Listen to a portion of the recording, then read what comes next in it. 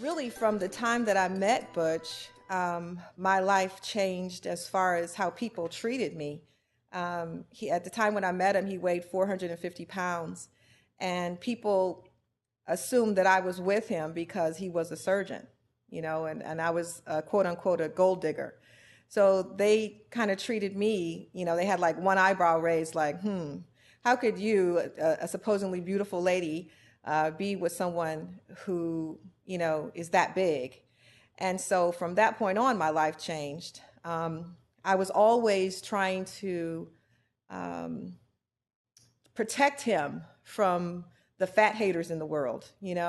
I knew that, he was morbidly obese. That wasn't something that I didn't know. People always often, came up to me and said, "Oh God, he's so big," like I couldn't see it. Yeah, I knew he was, but I was looking beyond that. I mean, I loved him. I loved all of them.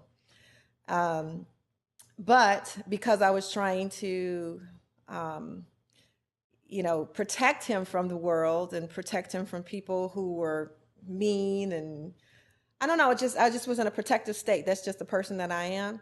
And so because of that, it was almost like I was living with obesity without carrying the weight. So I became kind of reclusive, like he didn't want to go out places because people judged him. And so I didn't go out places as well. So really, that's how my life started changing. And so my life just became trying to make him better as opposed to really taking care of myself.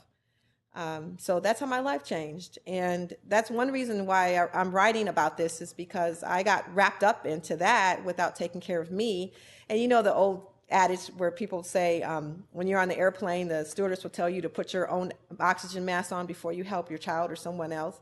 And that's what I needed to do. I needed to take care of me first so I could really truly take care of Butch the way he needed to be taken care of. So I was really doing him a disservice by not taking care of me.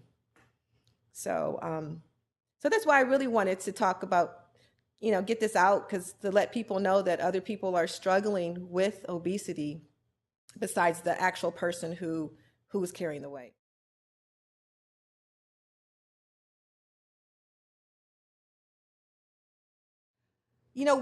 Butch and I, we would talk about his weight, and we talked about it a lot, but I don't think that I was really real with him, you know.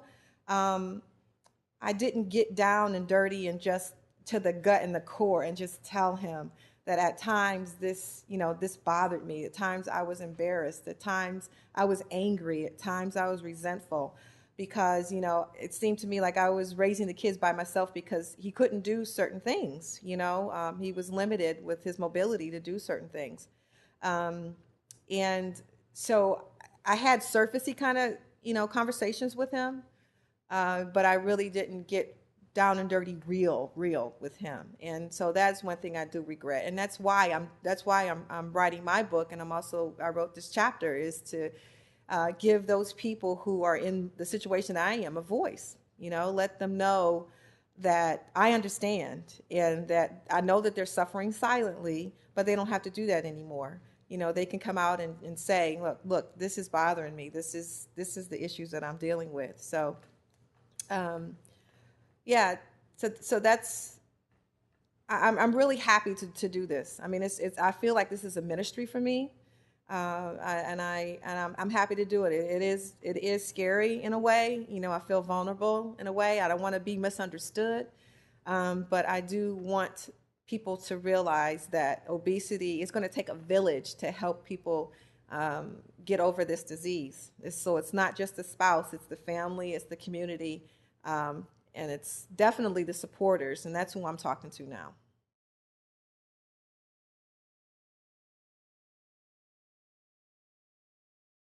Butch was asked to speak over in Sun City in South Africa, and he was actually the keynote speaker. And I was very excited to go. And actually, our twins were just turning 1, and so I was a little apprehensive too because I didn't want to leave them their very first birthday, which I know they probably will never remember. But I just thought it was a great opportunity for me to go to South Africa with him. So we got there and we stayed in a very nice hotel in Sun City. And when we arrived, everybody knew he was coming because he was a keynote speaker, and they were very accommodating and, just, they're very proud as Africans, to have an African American coming over that was, high caliber, speaking about surgery. So anyway, we get to our rooms, and we had to go to dinner. And so we were, getting dressed for dinner, and Butch was in the bathroom getting ready, and I was kind of trying to take a cat nap before it was my turn to go into the bathroom as well. And I heard a crash. And as I had said before in my chapter, there are times that I lived with fear that something was going to happen to Butch, like somebody was going to call me and say, "Oh my God, he had a heart attack." And so I lived that kind of anxiety daily. So when this happened, I thought, "Oh my goodness, is this it?" I've always had this kind of thing in me that something's going to happen. But I yelled and I said, "Butch, are you okay? Are you okay?" And he said, "Dana, Dana." And so I jumped up quick and I ran into the bathroom, and he had sat on the toilet and broke it. I mean, it just broke in half, and he was there on the ground with it. And he looked up at me like, "Please, please, please help me, Sorry. Sorry. I'm sorry.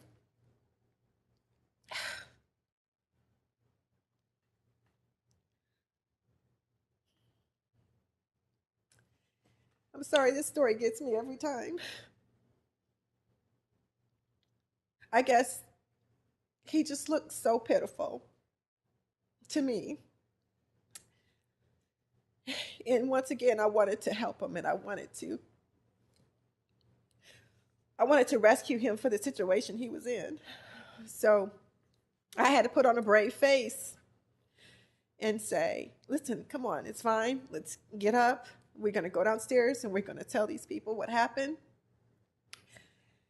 And it's going to be okay. We're going to be fine." But inside, I was dying. I mean, I think that was the breaking point for me. That was really hard, because this was hard for me too, and I was trying to be brave for him so he wouldn't fall apart. So we did go downstairs, and we told the people what happened, and they were so kind and so accommodating. They allowed us to change rooms. And but I had to be that pillar for him, but I didn't have anybody for me to lean on at that time. So I was humiliated. Yes, I was embarrassed. I also felt so bad for him, because here he was coming from the United States, representing, I think it was Yale at the time. And this happened, and so uh, it's that kind of pain that the supporters or spouses or family members go through that is not communicated. And so that was a very, very difficult time for me.